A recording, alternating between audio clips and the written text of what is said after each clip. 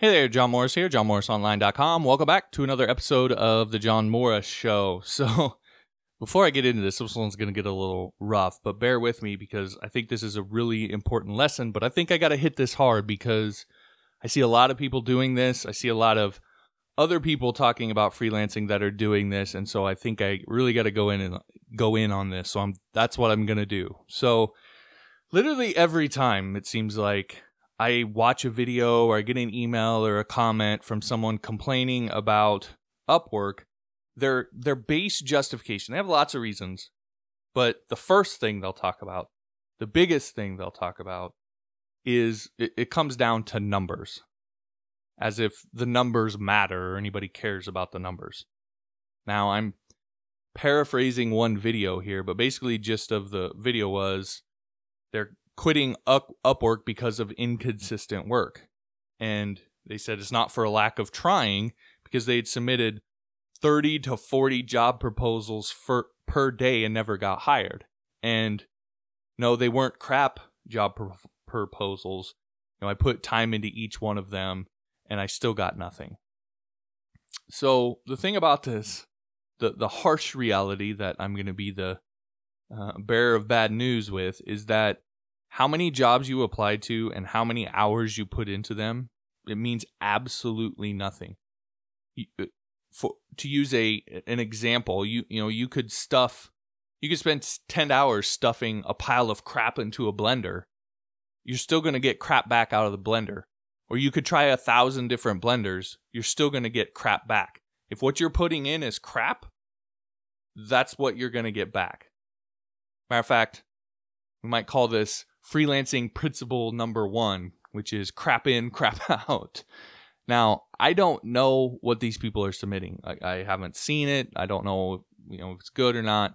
So I can't say 100% that it's crap. But so much of what people send me is when they send me their profile, they send me their bids, ask me to take a look, it's crap.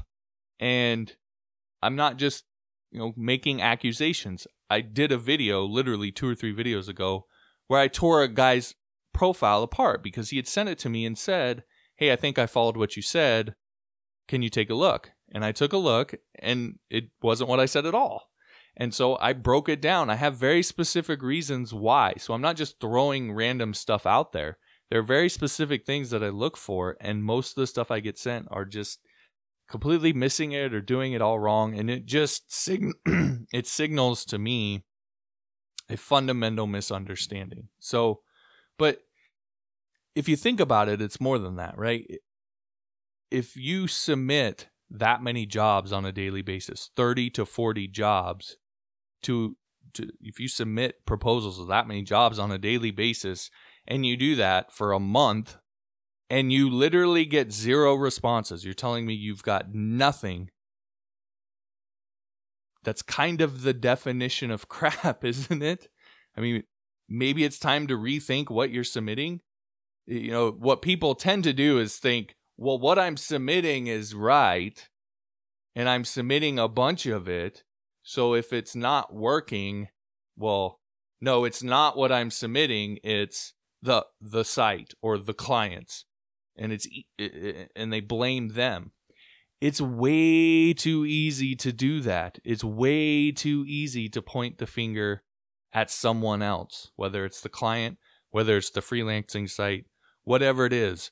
That is way too easy. What's hard is to take a hard look in the mirror and say, hey, maybe I'm doing something wrong. Maybe I need to rethink my approach here. Oh, but no, screw that. We're not going to do that. We're just going to scream Upwork sucks on every YouTube video or email or whatever, because that's just a lot easier to do. Now, I know I'm being a little bit of a curmudgeon here, but I feel like I need to take this head on. And the point is, if the first thing that you reference as your justification on why these freelance sites suck is your numbers, it signals to me a fundamental misunderstanding of how this all works. Freelancing, in my opinion, especially on these kind of sites, is not a numbers game. Unless you want to play that game. If you want to apply to 34 to 40 jobs per day in order to get like 2 responses and maybe get hired at $5 an hour, so you got to do like 400 hours in a month just to make any sort of decent money. If you want to do all of that, then hey, play that game, do your thing. But if you don't, then don't. And you don't have to.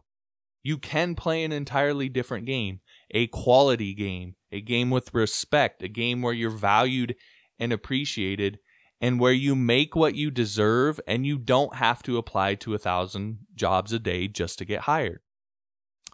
Matter of fact, and again, I know this is anecdotal, but this is why I'm so pushed so hard on this, because towards the end of when I was freelancing on Upwork and a number of these sites, and again, I talk about this a lot. I don't think you should stay on them forever. I don't think you should make that your primary business model. I don't. I think you should use it to get started, to build up a portfolio, kind of get your feet wet with doing all of this stuff, and then you should move over to get a name built, get traffic, all that, and then you should move over to your own website. I do. I think you should have an exit strategy.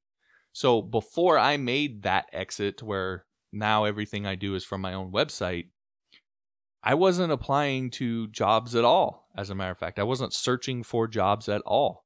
All I was doing was replying to the jobs I was invited to because I was getting invited to 20 or 30 a day. And I literally could pick or choose the jobs I wanted to work on. Now, not every one of those invites was good, right? There's plenty of people that invited me jobs that didn't read my profile and the disclaimers I had on there about the stuff that I just absolutely will not work on.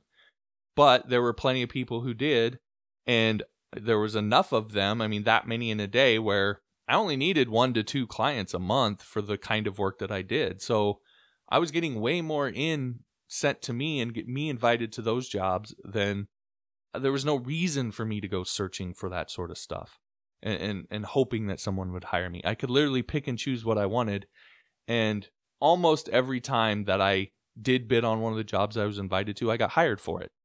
So it's 100% possible. It's out there for you to play it that way, whether it's on Upwork, another freelance site, or it's just on your own on your own website. You can play a different game, and it's not a numbers game. It's not an effort game. I think that's one of the big traps that people fall for with this. Is we've all been taught the value of hard work and that more effort equals more success, etc. That's not always the case. You know, if you're running 100 miles an hour in the wrong direction, you're not going to get where you want to go. So more effort does not equal more money in this game.